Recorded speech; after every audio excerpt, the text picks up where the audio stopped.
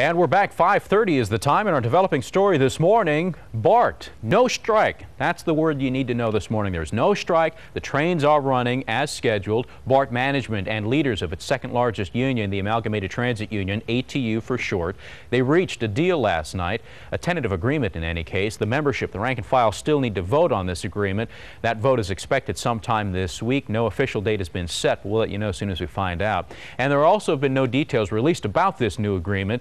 But we did hear from BART's general manager, Dorothy Duggar. She said that this deal does eliminate those work rules that management thought was ineffective and costly. And also this deal apparently does cut, or meets their goal of cutting, about $100 million in labor costs. KRON 4's Jackie Sissel live right now at the Lake Merritt BART station with more on what he's seeing out there. Good morning, Jackie. Good morning, James. Yeah, that sound you hear, that's the collective sigh of relief of about 350,000 riders of BART. And you know, James, it's really not only 350,000 people that ride BART on a day-to-day basis that would have been affected by this walkout. It's also all the extra cars on the road, so anybody who commutes would have really felt the pinch.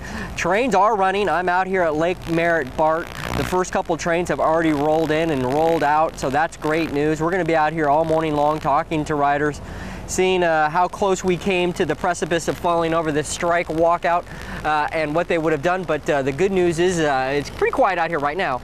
Obviously the commute is still an hour and a half away from really getting underway, but the folks that I've seen so far, very relieved to see that trains are running. Absolutely, Jackie. All right, thank you very much. Jackie Sissel standing by live there at the Lake Merritt station. We heard from KRON 4's Will Tran, who was at the Fremont station as well. He gave us a phone interview a minute ago, and he says he's also seeing people begin to show up now. So it looks like the word is getting out. No BART strike today. No BART strike. And stay tuned to KRON 4 and our website, KRON4.com. We're going to begin live blogging today at 7:30 to get reaction of those who take BART, who don't, get reaction about the BART strike being called off. So feel free, share your thoughts here. We'll be live blogging again at 7:30 this morning. And we also have that news conference in its entirety on our website, the one that happened last night, announcing the fact that there was a deal. So if you'd like to watch that, you can. The address again, KRON4.com. All right, let's get over to the traffic center right now. George Rask is standing by with a look at the commute this morning. You know, we were watching, looking to watch the Bay Bridge to gauge if we were going to have more or less traffic out there. George, what do you see? Well, so far it's lighter than usual for the westbound ride,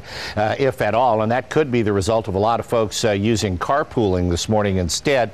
That was a preferred option, James. KRON 4's Yoli Aceves is at the Bay Bridge. Yoli, have you noticed any more traffic in the carpool lanes this morning? You know what, George? It looks pretty much like people that, if there is extra cars, I think it's more because people are coming back from vacation. I think the word is actually getting out that, you know, there is no BART strike. So go ahead, jump on the train if you have to, and if you're one of those people who usually drive into the city, at this point, you should have no problem. It should be an easy ride into the city. All right, thanks, Yoli Aceves. She'll be keeping an eye on the Bay Bridge Toll Plaza. Sky 4 is keeping an eye on the Richmond-San Rafael Bridge Toll Plaza. And here's the look from overhead. Just a few cars approaching in the right-hand lanes, which are slowing to pay the toll. The fast track customers here are moving right through without any problem or delay. And so there are no problems here for the Richmond-San Rafael Bridge. The westbound ride there looks good. All right, let's take you to the South Bay and update the ride now through San Jose on Traffic Tracker. We've had no hot spots or problems here for 101 northbound. 280 looks good out toward the West Valley. Your drive time this morning from South San Jose to Santa Clara is just 11 minutes, so a pretty smooth commute. Again, with no BART strike this morning, we're seeing fairly normal traffic loads around Bay Area freeways. The possibility still exists for heavier traffic later this morning, though. In the meantime, let's get a look at your weather forecast. Here's Evelyn Taft in the Weather Center. Good morning, George. And we're getting a look at Storm Tracker 4 at Storm Tracker 4. We're dealing with fog this morning, but mainly by the coast. Today could be a bit more widespread over the next couple of days. James? All right, Evelyn, thank you very much. Now, a quick update on those wildfires burning in the Santa Cruz Mountains this morning. They are 65% contained. That's the good news this morning. They made incredible progress over the weekend. CAL FIRE has, in fact, lifted that mandatory evacuation order for the Bonnie Doon area, and that will allow some of those 2,400 residents who had been evacuated from there to return to their homes this morning. Again, these are some of the pictures that were captured on Friday of the fire, and firefighters there battling it from the air and from the ground. Since Wednesday night, when crews began battling this blaze, it has charred now about 6,800 acres. And the nearby Swanton community, still under mandatory evacuation orders this morning, so those folks won't be able to come home just yet. A state of emergency was declared in the Santa Cruz County area on Friday. The fire has damaged 2 buildings, none of them homes, just 2 outbuildings, but those are the only structures at this point that have been destroyed by this fire. And we're also following pictures online as well. In fact, I wanted to bring up a couple just to again illustrate some of the firefighting that happened over the weekend. We'll bring this full screen. You can see a CAL FIRE air tanker there dropping some fire retardant over a hot spot. Another shot here showing you pretty much the same shot here from a different angle. And again, a lot of smoke being kicked up by this fire as we've seen here over the past few days. And one last shot for you too. Some of the ground fight going on still this morning. Again, with the fire only 65% contained, we're seeing this scene play out again this morning with crews on the ground with hoses, with pitch axes, with shovels, trying to dig a fire line out here and put out some of these hot spots as this fire continues to rage in the Santa Cruz Mountains. We're going to keep an eye on it and give you periodic updates here as we learn more. In the meantime, some other headlines around the Bay to update you on. There is still no sign of 5-year-old Hassani Campbell. Members of his church in Fremont handed out flyers yesterday. On Saturday, searchers focused on this spot. Take a look at your TVs here. It's a salt marsh next to an auto yard. Authorities say it was visited by Hassani's father or foster father the day the boy was reported missing. The foster father says Hassani was last seen in the back of his parked car last Monday outside an Oakland strip mall.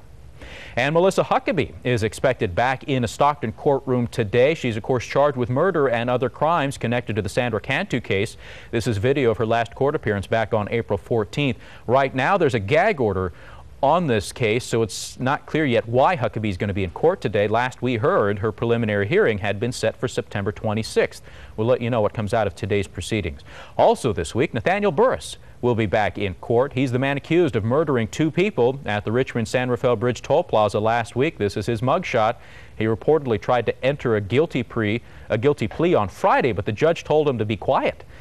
She said he has to come back to court on Thursday, at which point he can ask to represent himself and enter a plea. We'll let you know what happens. All right, at 5:39, we're going to take another break. When we come back, more on our top story this morning, the fact that there is no BART strike. The trains are running, so if you take BART normally to get to work, you can.